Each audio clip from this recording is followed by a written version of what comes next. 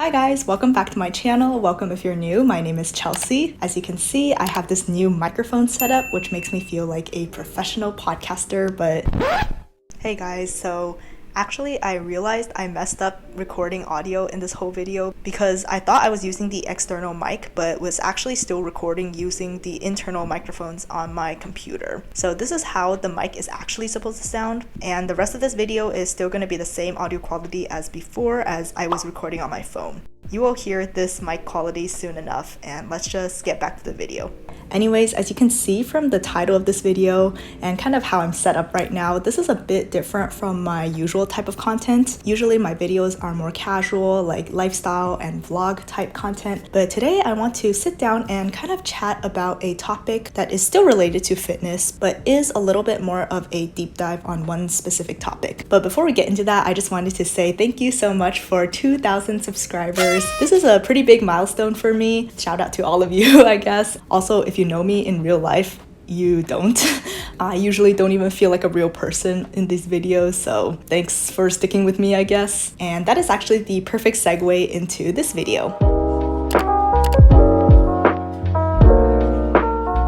So today I wanted to take a deep dive into authenticity in the fitness community. But before you click out thinking, oh, like I know that fitness influencers Photoshop all the time, everyone does that, wait just a minute. Of course, I'll still touch on those things, but I want to do it through a lens of today's wellness movement. In particular, I want to bring up one specific fitness influencer that I've kind of been following for a while and I think really relates to this topic, who is Stephanie Buttermore. If any of what I just said rings a bell to you, or even if it doesn't, feel free to keep watching. I'll give you a really quick rundown on who Stephanie is and my thoughts on this whole authenticity movement, I guess. This is a topic I've been feeling strongly about and thought that I can share my thoughts somewhere. And then I remembered I have a YouTube channel. So here we are. And without further ado, let's just get into it.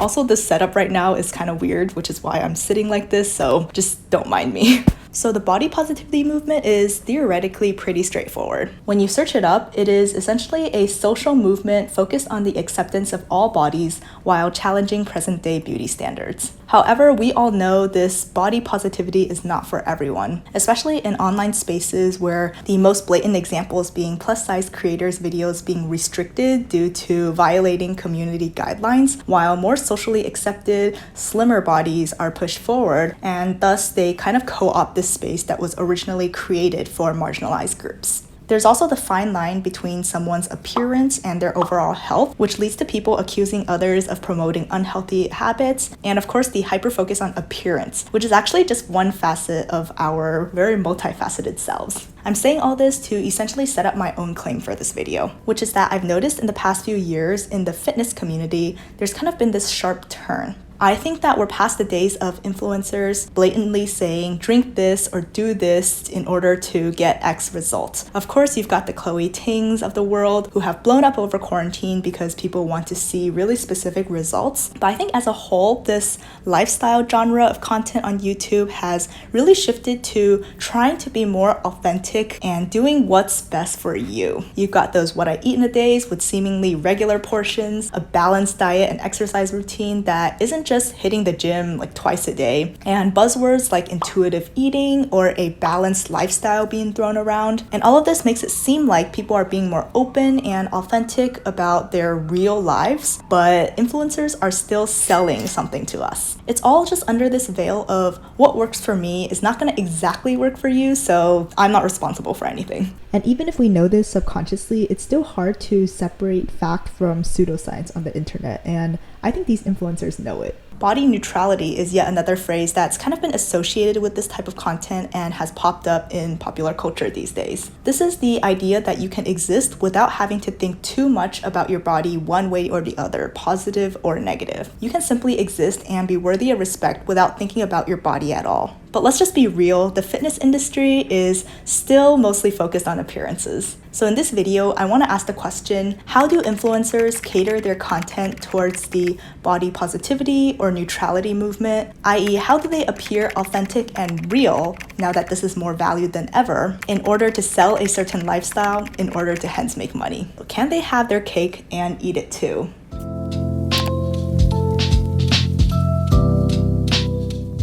And that brings us to today's case study, Stephanie Buttermore. So the reason I chose to talk about her in this video is not to bash or cancel her. I mean, I don't think a small channel like mine is going to make much difference anyway, but I bring her up because I feel like she's a clear example of still catering to this body positivity or neutrality movement while maintaining a foothold in the fitness community. I've also followed her for quite a while since 2019 and just have a few thoughts and opinions of my own. So if you don't know who Stephanie Buttermore is, here's just a quick breakdown. So Stephanie is a content creator with over 1 million subscribers on YouTube and over 600,000 followers on Instagram. She got her start on YouTube talking about balancing fitness with being a PhD candidate, kind of fitting in that fit girl but still educated niche.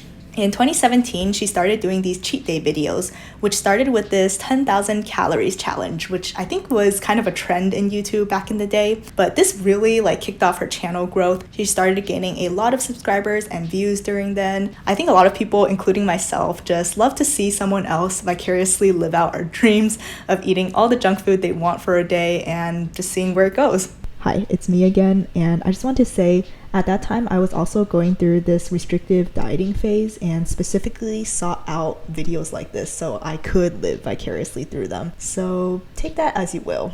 She kind of spun it in this scientific angle where she wanted to assure people that one day of cheating wasn't going to disrupt their entire lifestyle or diet. But over the years, you can clearly see that her cheat day videos were bringing in the most engagement, and whether she liked it or not, she just really attracted that specific audience. But of course, YouTubers usually can't ride one trend forever, so around 2019, Stephanie made a pretty big pivot in her content. She decided to go all in. So you might have heard this term being thrown around, and I feel like she really popularized this trend. Basically, what she wanted to do was fix her extreme hunger, and that meant eating as much food as she wanted, whatever she wanted every day until she was completely satiated. She documented her journey closely through YouTube and Instagram. You can check her initial videos on what all-in means, but I felt like it was a really strategic way to promote intuitive eating put into this neat little package called all-in. So during this all-in era is when she started attracting another type of audience, people who were also trying to fix their relationship with food, and a lot of people actually from the eating disorder community. She even got a book deal to write about her all-in experience, which I feel like is really fast considering she just started it in 2019. However, there has been some criticism about her content this past year. In her videos and her posts, Stephanie looked like she lost a lot of weight from all-in, despite her saying that she's still eating until she's full and showing all her meals on Instagram. People were accusing her of restricting or dieting again just to maintain this more socially acceptable body shape, though she claimed that it was because her hunger cues naturally slowed down. She has put out a few videos addressing these concerns, but a lot of people still aren't satisfied. There's been a lot of posts on forums like Reddit where people have pointed out her undisclosed plastic surgery, which plastic surgery is a whole other thing in itself. I think people are just angry that someone who preaches body positivity and not caring about how you look is actively changing their appearance without telling their followers. Now, that is all just a very brief overview on who Stephanie Buttermore is. I bring up her messaging and platform as a case study of how influencers can appear authentic, but paradoxically cannot or will not show their true intentions.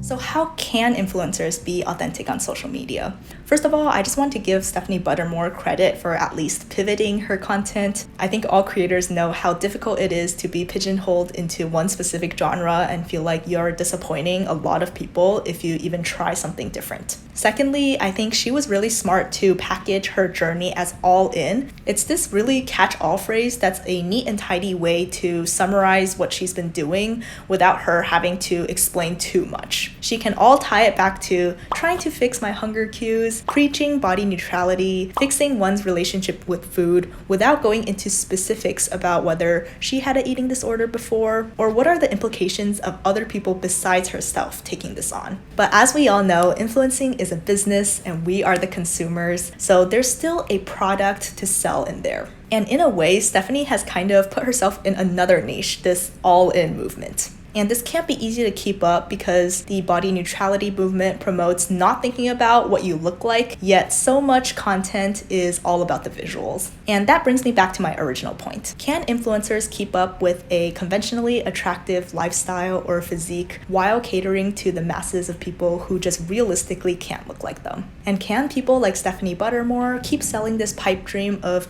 doing what's best for you and eventually your body is going to even out, while not even being entirely truthful about how they got there? And I think that's kind of where the fitness community is at these days. Don't get me wrong, there's still a lot of toxic, dangerous content out there, but I think so much of it is packaged in this neat little bow of intuitive eating, being that girl, and just finding the right lifestyle for you. You've seen those TikToks of people posting their green juices and smoothies, their morning routines, and of course they're inserting body checks here and there. That's the kind of subtle messaging that tells the viewer, it's okay what you're doing, but if you do this, you can maybe look like me. I've also touched on privilege before, and it's something I feel strongly about, so let me know if you want to see another video deep diving on that. What I've noticed is the fitness and lifestyle community online caters to a very financially privileged demographic. A lot of young people look up to these influencers because of their attractive lifestyle. They think that if I get up early every morning, make this type of smoothie bowl, and work out for this amount of time, that lifestyle is not so far off from me either. But for so many other people, I would say like even the majority of Americans, that lifestyle just simply isn't achievable. People just don't have the time or money to live like that for the long term. And that doesn't mean that their lifestyle is wrong or they're not going to be that girl and that they shouldn't aspire to live a happy and healthy life. Social media has kind of conditioned us to feel like one particular lifestyle is more right or valid than others, and it's kind of toxic for younger people who might feel excluded because that lifestyle is something that's not financially reasonable for them. We really have to think more critically about the content that we're watching. I don't want to speculate in this video about whether Stephanie's all-in journey was entirely truthful, i.e. she actually regulated her hunger cues, gained weight, and then lost it, all because she didn't feel like eating that much anymore. But I do think it's important to point out that even if she did do all of that as she claims, it's just not going to work for everyone. The way that social media works is that if you show something to people and they watch it and find it very attractive, it naturally gives you a lot of credibility. And especially when your content can be catered to a community such as people recovering from eating disorders, you get into this very morally gray zone where if you're not being entirely truthful and people follow your advice rather than the advice of an actual medical professional, that can physically harm people in real life.